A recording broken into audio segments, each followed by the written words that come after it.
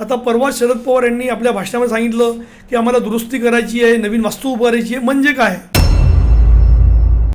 मी माननीय उपमुख्यमंत्री देवेंद्र फडणवीस यांचे आभार मानतो. त्यांनी वारंवार या बाबतीमध्ये जेव्हासुद्धा आम्ही गेलो त्यांनी एक चांगल्या पद्धतीने आम्हाला सहकार्य केलं. असे वेगवेगळ्या पक्षाचे पदाधिकारी पुढारी हे जेव्हा त्याचे सदस्य बनतात एका दिवसामध्ये आणि एका रात्रीत ते लोक ट्रस्टी बनतात, तर हा सर्वात मोठा प्रश्न आहे. आणि विशेष म्हणजे कोरोनामध्ये जेव्हा संपूर्ण जगामध्ये टाळेबंदी होती तर ह्या संस्थेमध्ये ओव्हर टाईमच्या नावाने लाखो रुपये देण्यात आलेले आहेत. नमस्कार, महा MTV मध्ये आपलं स्वागत. मी ओम देशमुख आणि कॅमेरामॅन आहेत साक्षात सावंत. मुंबईतील सुप्रसिद्ध अशा मुंबई मराठी ग्रंथसंग्रहालय ज्या संस्थेला साधारणपणे 125 वर्षांचा प्रदीर्घ आणि असा एक मोठा इतिहास आहे, या संस्थेवरून, या संस्थेच्या कामकाजावरून आणि या संस्थेच्या संदर्भात घेण्यात येत असलेल्या निर्णयांवरून ही संस्था आणि सध्याचं त्याचं मंडळ वादात अडकलं आहे. सामाजिक कार्यकर्ते आणि RTI कार्यकर्ते अनिल गलगली हे मागील काही वर्षांपासून मुंबई मराठी ग्रंथसंग्रहालयाच्या संदर्भात ज्या काही घडामोडी घडत आहेत त्याचा पाठपुरावा करत आहेत. त्यात अनेक महत्त्वाच्या प्रकरणांचा त्यांनी छडा लावला आहे. या सगळ्या विषयावर बोलण्यासाठी स्वतः गलगली सर आहेत. सर, स्वागत आहे तुमचं. गेल्या अनेक वर्षापासून विविध प्रकारच्या वादांनी मुंबई मराठी ग्रंथसंग्रहालयाला घेरलं आहे. नेमकं काय चाललं आहे? खरं पाहिलं तर ज्या पद्धतीने मुंबई मराठी ग्रंथसंग्रहालय याचा एक वैभवशाली इतिहास आहे. या संग्रहालयाच्या माध्यमातून मुंबई असून दे किंवा महाराष्ट्रातील नामवंत आणि थोर व्यक्तींनी या संग्रहालयाच्या माध्यमातून अभ्यास केला किंवा आपल्या वेगवेगळ्या थिसीस पूर्ण केल्यात. पण दुर्दैवाने मागील काही वर्षापासून या संस्थेमध्ये एक प्रकारचं साम्राज्य जे स्थापित झालेलं आहे, त्यामुळे या संस्थेचं फार मोठं नुकसान होतं आहे. म्हणजे कित्येक वर्षापासून निवडणुका होत नव्हत्या. जेव्हा आम्ही याचा आवाज उचलला तेव्हा 2021ला निवडणुका झाल्या, परंतु 7 ते 8 हजार मतदार असताना फक्त 32 लोकांना मतदानाचा अधिकार देण्यात आला. त्यामुळे एकंदरीत इथे ज्या प्रकारची मनमानी सुरू आहे त्या बाबतीमध्ये आम्ही शासनाकडे, चार्टी कमिशन, मुंबई हायकोर्ट सगळीकडे वेगवेगळे दावेसुद्धा प्रलंबित आहेत. दुर्दैवाने या संस्थेमध्ये ज्या पद्धतीने एकतर्फी कारभार सुरू आहेत त्यामध्ये सर्वसमावेशक जे ग्रंथप्रेमी असून देत किंवा जे सदस्य असून देत, जे आजीवन सदस्य असून देत, त्यांना कुठलीही किंमत नाही किंवा एकंदरीत काही लोकांच्या कंपनीने ह्या संग्रहालयावरती जो कब्जा केलेला आहे तो सोडवणे फार आवश्यक आहे. कारण या संग्रहालयाचे दिवसेंदिवस जे उत्पन्न कमी होत आहेत, खर्च वाढत आहेत, महाराष्ट्र शासन असून देत, मुंबई महापालिका असून देत किंवा अन्य संस्था हे त्यांना अनुदान देत आहेत, त्याचे कुठलेही ऑडिट नाहीत आणि एकंदरीत एक जो मनमानी कारभार सुरू आहेत, त्यामुळे या संग्रहालयाची जी एक प्रतिष्ठा आहे त्याला एक प्रकारच्या डाग लावण्याचं काम या संस्थेचे पदाधिकारी करत आहेत. आणि जेव्हा काही सूचना असतात चांगल्या तर सूचनेकडे लक्ष न देता फक्त आणि फक्त मनमानी कारभार मोठ्या प्रमाणामध्ये सुरू आहे. तुम्ही आत्ता निवडणुकांचा उल्लेख केला की 7 ते 8 हजार सभासद असून सुद्धा केवळ 32 लोकांना मतदानाचा अधिकार देण्यात आला होता. हे सगळ्यात महत्त्वाचं मत. त्यासोबतच तुम्ही मालमत्तांच्या संदर्भातही 2-3 वेळेला त्याची एक प्रामुख्यानं त्याची चर्चा केली होती की ज्या ग्रंथसंग्रहालयाच्या मालमत्ता आहेत, ज्या मोक्याच्या ठिकाणी आहेत, त्याबाबत मोठे गैरव्यवहार झालेत. काही मालमत्ता विकल्याचा सुद्धा गंभीर आरोप तुम्ही केला होता. खरं म्हणजे पुणे, चेंबूर, पंतनगर, वांद्रे येथील जे मालमत्तेचे जे व्यवहार आहेत किंवा भडकंबर मार्ग नावाची जी संस्था तिथे जी बेकायदी त्याची जी विक्री झालेली आहे, यामध्ये सुद्धा चौकशी करण्याची आम्ही मागणी केली होती. विशेष म्हणजे जेव्हा हा विषय वाढला, आमच्यासोबत मेधाते असून देत, स्वर्गीय रत्नाकर मतकरी असून देत, जेव्हा आम्ही या संग्रहालयाच्या परिसरामध्ये आंदोलन केलं त्यानंतर माननीय जे अध्यक्ष शरद पवार यांनी आम्हाला प्राचारण केलं आणि यशवंतराव प्रतिष्ठानमध्ये 3 ते 4 तास मोठी प्रदीर्घ याच्यावरती चर्चा झाली, विषय मांडण्यात आले आणि आम्ही जे विषय मांडले त्याला शरद पवार यांनीसुद्धा सहमती दर्शवली. त्यांनीसुद्धा काही प्रश्नांवरती किंवा काही विषयांवरती आश्चर्य व्यक्त केलं की असं कसं होऊ शकतं. पण दुर्दैवाने ज्या आम्ही सूचना केल्या होत्या त्याबद्दल कुठल्याही लेखी आम्हाला उत्तर आले नाही किंवा त्या मिटिंगची कुठली मिनिट्स बनले नाहीत. त्यानंतरसुद्धा आम्ही जेव्हा पत्रव्यवहार केला तेव्हासुद्धा त्या संग्रहाच्या वतीने ज्या पद्धतीने सकारात्मक कारवाई होणं अपेक्षित होतं ती करण्यात आलेली नाहीत. म्हणजे एकंदरीत जेव्हा आम्ही दस्तूर खुद्द शरद पवार यांनासुद्धा या सर्व बाबीची माहिती दिली, म्हणजे असं व्हायला नको की आम्हाला तुम्ही का ना सांगितलं, तुम्ही आमच्याकडे का ना आला. आम्ही सर्व प्रयत्न केले. त्यानंतर मुंबई उच्च न्यायालयामध्ये सुद्धा प्रकरण गेलं. सध्या आता चॅरिटी कमिशनकडे वेगवेगळे दावेसुद्धा पेंडिंग आहेत. म्हणजे एकंदरीत जेव्हा संग्रहालयाचे जे सर्व असतात त्यांच्याकडे सुद्धा तक्रार करून किंवा त्यांना वस्तूचे सांगूनसुद्धा जेव्हा काही होत नाहीत, मग नागरिकांनी किंवा मतदारांनी किंवा जे प्रेमी आहेत ग्रंथप्रेमी त्यांनी काय करायचं? कारण आता जे संग्रहालय नायगावमध्ये मोक्याच्या जागी आहेत, पाठी एक मोठा भूखंड आहे. आता परवा शरद पवार यांनी आपल्या भाषणामध्ये सांगितलं की आम्हाला दुरुस्ती करायची आहे, नवीन वास्तू उभारायची आहे. म्हणजे काय? याचा कुठलाही खुलासा केला नाही. खरं पाहिलं तर शारदा सिनेमा हे 2017पासून बंद आहेत. आमची वारंवार मागणी आहे की शारदा सिनेमा सुरू करण्यात यावा, पण दुर्दैवाने पूर्वीचा जो ठेकेदार होता त्यांनी खुर्च्यासुद्धा तोडून त्याला एकदा भंगारचं स्वरूप देऊन ते घेऊन गेला. आणि संग्रहालय आता एका सांगाड्या स्वरूपामध्ये आहेत. आणि विशेष म्हणजे त्याकडे लक्ष न देता तिथं आता पार्किंग सुरू केलेले आहेत. मी यासाठी तुम्ही चॅरिटी कमिशनची परवानगी घेतलेली आहे का? आणि जेव्हा मी चॅरिटी कमिशनकडे गेलो, त्यांच्याकडे कुठलाही त्यांच्याकडे अभिलेख नाही आहे की कुठे त्यांची शाखा आहे, कुठली विकली, कुठे काय व्यवहार झाले. खरं म्हणजे चॅरिटी कमिशनला आपण वारंवार या बाबतीमध्ये आम्ही तक्रारी केलेल्या आहेत. परंतु एकंदरीत संग्रहालयाच्या तर्फेसुद्धा ज्या पद्धतीने ती माहिती देणं आवश्यक आहे, म्हणजे विशेष म्हणजे जेव्हा माहितीचा अधिकारचा कायदा 2005 या संग्रहालयाला लागू आहे तरीसुद्धा ते माहिती देत नाहीत. मग शेवटी सरकारला त्यांना पत्र द्यावं लागतं की तुम्ही माहिती द्यावी. म्हणजे एकंदरीत तुम्हाला पारदर्शक कारभार नको. तुमचे जे वेबसाईट आहे ते सुद्धा अद्ययावत नाहीत. तुम्ही प्रत्येक कामाची प्रत्येक व्यवहाराची माहिती ऑनलाईन करा, लोकांना माहिती पडेल. परंतु हे न करता फक्त लोक येऊन प्रश्न विचारतील, लोक येऊन गर्दी करतील म्हणून त्यांनी नायगाव शाखेच्या बाहेर बाउन्सर ठेवले आहेत. बाउन्सर म्हणजे काय? एकेका बाउन्सरवरती 20 ते 25,000 रुपये खर्च केला जातो. 4-4, 5-5 बाउन्सर ठेवलेले आहेत. एकीकडे आपल्या संस्थेचं नुकसान होत आहे, दुसरीकडे तुम्ही संग्रहालयामध्ये बाउन्सर. कुठल्याही देशामध्ये किंवा जगामध्ये जेवढे संग्रहालय असतील तिथे कुठल्याही अशा पद्धतीची प्रक्रिया नाहीत.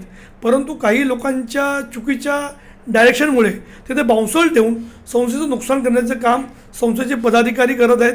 त्यामुळे फार मोठं दुःख होतं आहे की जेव्हा संग्रहालयामध्ये कुठला नागरिक जातो, तिथे वाचनालय आहे, तिथे लोक जातात, तेव्हा त्यांना बाउन्सरची त्यांना बोलावं लागतं. तो बाउन्सर एंट्री करतो, त्यांना आतमध्ये जावं लागतं. जगातील कुठल्याही संग्रहालयामध्ये अशी पद्धत नाही आहे. संग्रहालय हे 24 तास किंवा 12 तास किंवा 8 तास तुमच्या प्रक्रियेप्रमाणे ओपन असावं, तिथे लोकांना डायरेक्ट प्रवेश मिळावा. परंतु तुम्हाला तिथे संग्रहालयामध्ये पुस्तकाची माहिती, वर्तमानपत्र वाचण्याऐवजी आधी बाउन्सरला भेटावं लागतं. हे सर्वात मोठं दुःख आहे. खरं म्हणजे हे राजकीय संस्था नाही किंवा राजकीय पक्षाचं कार्यालय, तिथं अशा प्रकारची सिक्युरिटी असायला साहित्य क्षेत्राशी संबंधित ग्रंथसंग्रहालय म्हणजे साहित्य क्षेत्राशी संबंधित असलेल्या संस्थेमध्ये इतक्या मोठ्या प्रमाणात गैरव्यवहार होतो, त्याला कुठेतरी राजकीय पाठबळ असेल. कारण तुम्ही आत्ता एक नाव घेतलं होतं संस्थेचे अध्यक्ष असलेल्या शरद पवारांचं, जे राज्यसभेचे खासदार आहेत. त्यांना सुद्धा तुम्ही पाठपुरावा केलात, मात्र त्यांनीही लेखी स्वरूपात कुठलीही तुम्हाला ठोस अशी हमी दिली नाही असं तुम्ही म्हणताय. राजकीय पाठबळ आहे आणि त्या पाठबळाच्या आधारावरच हे सगळं होतं. आणि निश्चितपणे कारण जेव्हा संस्थेचे जे सर्वेसर्वा शरद पवार साहेब आहेत, खरं म्हणजे त्यांच्या याच्यामध्ये डायरेक्ट तरी मला वाटत नाही की काही इंटरेस्ट असेल. त्यांना एक जसं त्यांच्याकडे आता पुष्कळ संस्था आहेत, म्हणजे ते वेगवेगळ्या संस्थेचे अध्यक्ष आहेत. प्रत्येक ठिकाणी ते लोक दुर्बीण घेऊन ते बसू शकत नाहीत. परंतु ज्यांच्यावरती जबाबदारी दिलेली आहे, भालचंद मुनगेकर मोठं एक नाव आहे, ते तिथे नेहमीच त्यांचा वावर असतो. यापूर्वी एका महापालिका शाळेमध्ये त्यांनी आपली संस्था, त्यांचे NGO त्यांनी बनवलं होतं.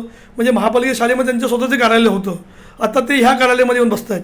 खरं पाहिलं तर अशा लोकांनासुद्धा एक प्रश्न विचारण्याची आवश्यकता आहे की आपली एक नागरिक म्हणून किंवा एक राजकीय पक्षाचे पुढारी म्हणून तुमची जबाबदारी काय?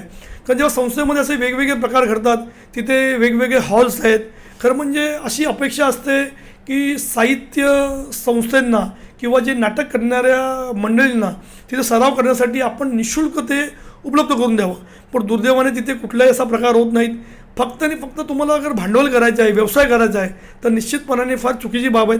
कारण शारदा सिनेमाच्या पूर्वी तिथे ज्या पद्धतीने तिथली व्यवस्था होती ती फार वेगळी होती. तुम्ही शारदा सिनेमा बनवला, पण 2017पासून तो बंद आहे.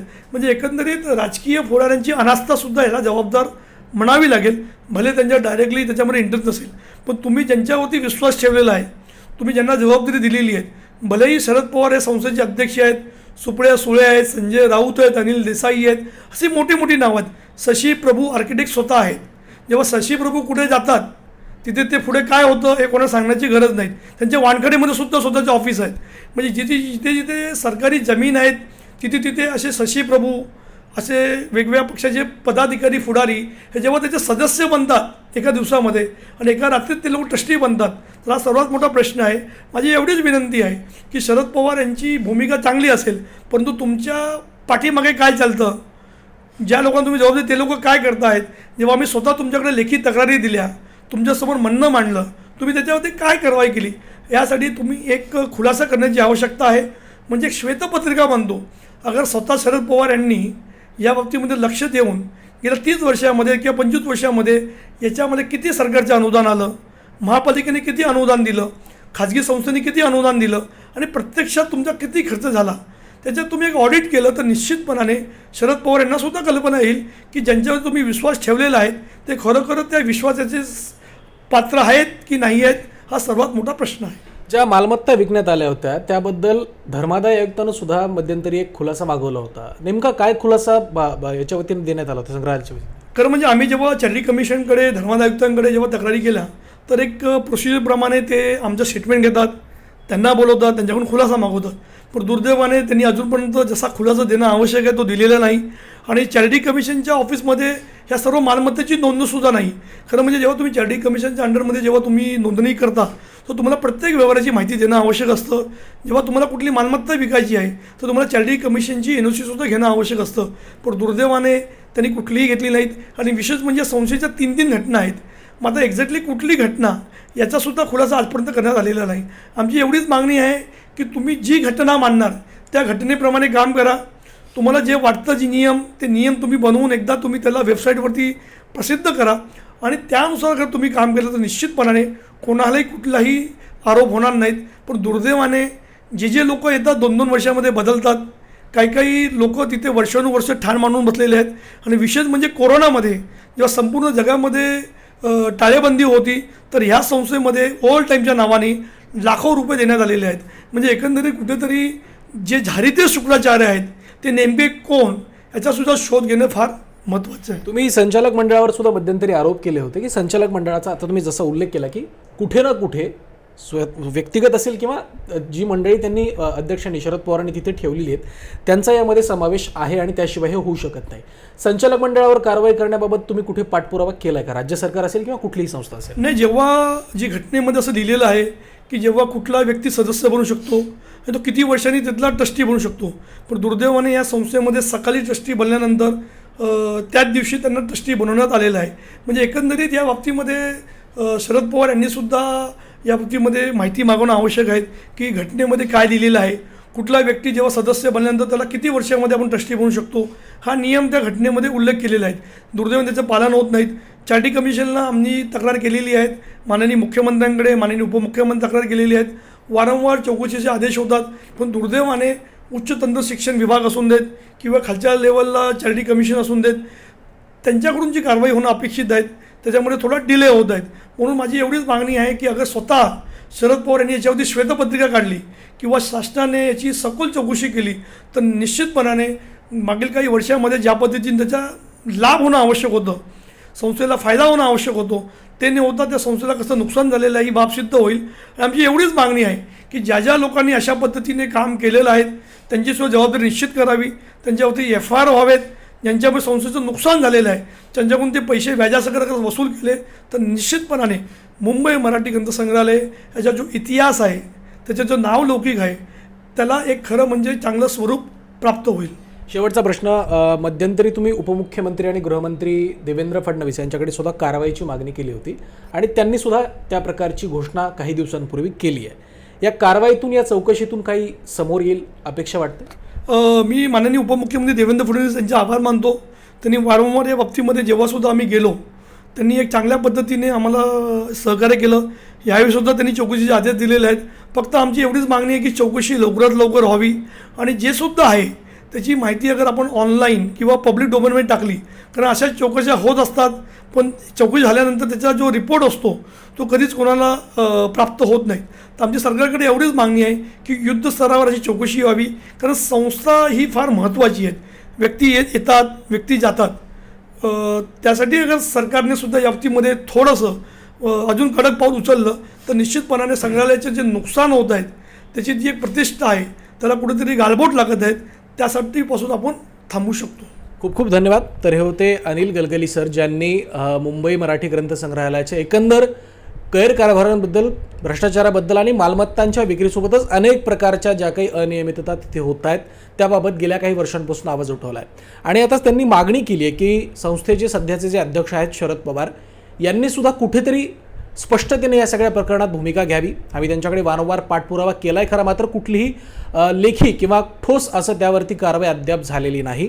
सरकारने याबाबत कारवाईचे आदेश दिलेत, त्यासाठी त्यांनी उपमुख्यमंत्र्यांचे आभारही मानलेत आणि त्यासोबतच कठोर कारवाई आणि योग्य ती चौकशी होऊन दोषींवरती कारवाई व्हावी अशी अपेक्षासुद्धा त्यांनी या ठिकाणी व्यक्त केली आहे.